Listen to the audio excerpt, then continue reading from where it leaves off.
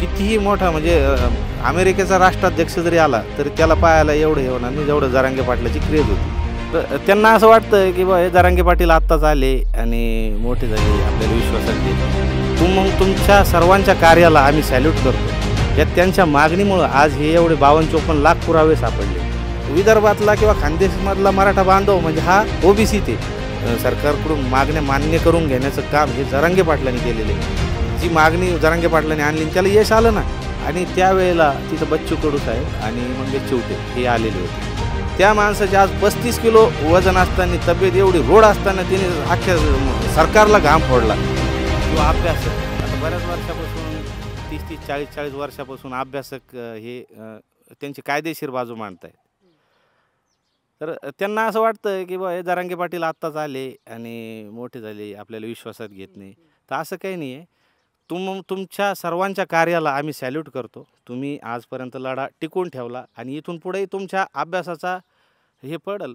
पण जी मागणी जी कोणाच्याही लक्षात आली नाही की सरसकट जे हे 94च्या वेळेस जे मराठा समाजावर अन्याय झाला, तिथून हे म्हणजे कुणबीचे नोंदी ह्या नोंदी ज्या सापडल्या, ह्या तुम्हाला सगळ्यांना श्रेय जरांगे पाटलांना द्यावं लागेल. ह्या त्यांच्या मागणीमुळं आज हे एवढे 52-54 लाख पुरावे सापडले. हे फक्त जरांगे पाटलांच्याच मागणीमुळं झालं. आणि काही लोकांचं असं त्यांचा गैरसमज आहे की फक्त ही मागणी मराठवाड्यापुरती ठेवायला पाहिजे किंवा ही मराठवाड्याचीच मागणी आहे. तर आज आम्ही मनोजदादासोबत सर्व दौरे कव्हर गेलेलो आहे. तर आम्ही खानदेश गेलो सर, आम्ही विदर्भात गेलो. तर मराठवाड्यापेक्षा सर्वात जास्त नोंदी म्हणजे खानदेश आणि विदर्भात सापडल्या. म्हणजे आपण काय गैरसमज करत होतो की विदर्भातला किंवा खानदेशमधला मराठा बांधव म्हणजे हा ओबीसी ते, हा असं नाही आहे सर. म्हणजे अवेअरनेस नव्हता ना. जरांगे पाटलांमुळं हे अवेअरनेस वाढला की नोंदी शोधल्या गेल्या पाहिजे. आता काय होतं, आपण जेव्हा दाखला करतो त्यावेळेला आपण काय करतो की जात टाकली जाते ना. म्हणजे आपण पहिल्यांदा शाळेत टाकतो त्यावेळेला ज्यांना कळत होतं त्यांनी कुणबी नाव टाकून घेतलं. बाकीचे काय मी मराठा हे जे त्याच्यामुळे हे गल्लत झाली होती. पण जे आपले आजोबा पंजोबा खापर पंजोबा यांच्याकडे ह्या वेळेस ज्या नोंदी, तर तेव्हा शेतकरी हा कुणबी अशा नोंदी राहत होते ना. त्या नोंदी सापडवण्याचं प्रवृत्त करण्याचं काम म्हणजे सरकारला भांडून सरकारकडून मागण्या मान्य करून घेण्याचं काम हे जरांगे पाटलांनी केलेले. अभ्यासकच्या ठिकाणी. पण झालं ना आता 30-40 वर्षापासून आता नुसतं आपण कायदेशीर लढाया लढतोय. पण आता हे म्हणजे कुठलाही गालबोट न लावता, कुठल्याही कोर्टात न जाता जी मागणी जरांगे पाटलांनी आणली त्याला यश आलं ना. तुम्ही त्यांच्या पाठीशी खंबीरपणे उभा राहा ना. अरे ते दुसऱ्या समाजाचं थोडी नेतृत्व करताय.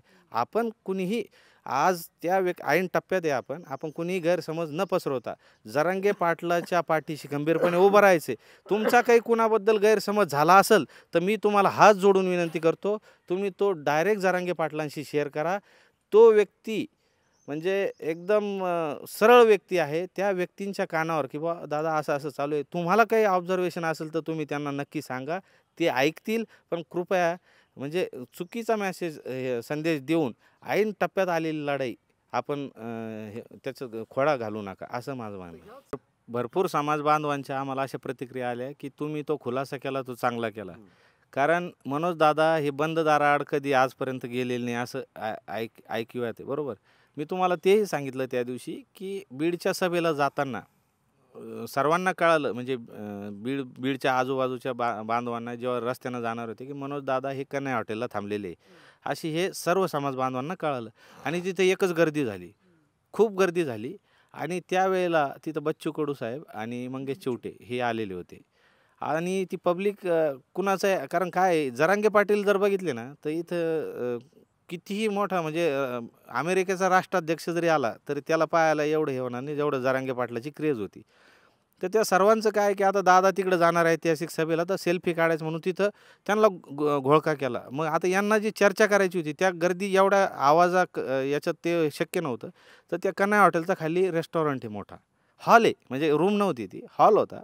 आणि त्या हॉलमध्ये ते तिथं चर्चा करण्यासाठी गेले आणि मी बाहेरच होतो. तर चर्चा नाही. आता तुम्ही समजा काय गेस काढताय, समोरच्याला जर आपली बाजू नाही लक्षात घ्यायची तर ते गेस काढते. पण बघा तुम्ही हे 25 दिवस देण्याचं कारण यांनी आता काय केलं की तिथं जायचं तर सर्व ताकदीनिशी जावं लागेल. 24 तारखेला जे 23 तारखेला जे बीडला समाज बांधव आले होते, ते काही संपूर्ण महाराष्ट्रातले आले नव्हते. मग त्यांनी ते कसं येणार? ते आल्यानंतर त्यांची राहण्याची, खाण्याची, येणार कसे, काय, कुठं झोपणार? हे सर्व याच्यासाठी सर तुम्ही सांगा ना, आज आपण कुठल्याही दिंडीला चाललो किंवा कुठं चाललो तर किंवा आपण फिरायला चाललो एखाद्या पर्यटन स्थळी, तर आपण एक 2-3 दिवसापासून सगळी तयारी तर करतोच ना. तर ती तयारी करण्यासाठी आज तुम्ही बघा, आज पिकाला पाणी देणं असेल, शेतीचे कामं असतील किंवा कोणाचे काही हॉस्पिटलचे कामं असतील, कुणी आता नोकरीला याला सुट्ट्या वगैरे, म्हणजे या सर्व गोष्टी पाहाव्या लागतात ना. ते सगळं आता आहे. माझा माझा जो विषय आहे ना, मी तुम्हाला जे सांगितलं अभ्यासकाचा, अभ्यासकांना आमचा सॅल्यूटच आहे ना सर.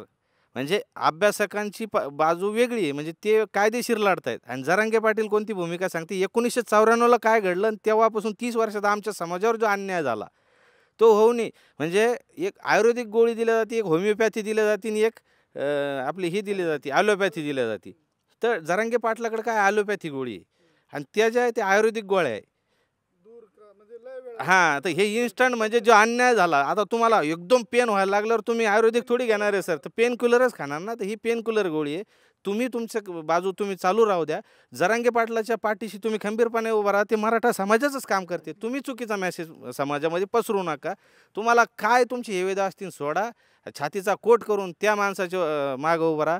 त्या माणसाचे आज 35 किलो वजन असताना, तब्येत एवढी रोड असताना त्यांनी अख्ख्या सरकारला घाम फोडला. तर आताची वेळ हुकली तर 50 वर्षे ही पुन्हा येणे नाही. 400 वर्षानंतर हा लढा जरांगे पाटलांनी उभारलेला आहे आणि असा तुम्ही त्याला वाया जाऊ देऊ नका.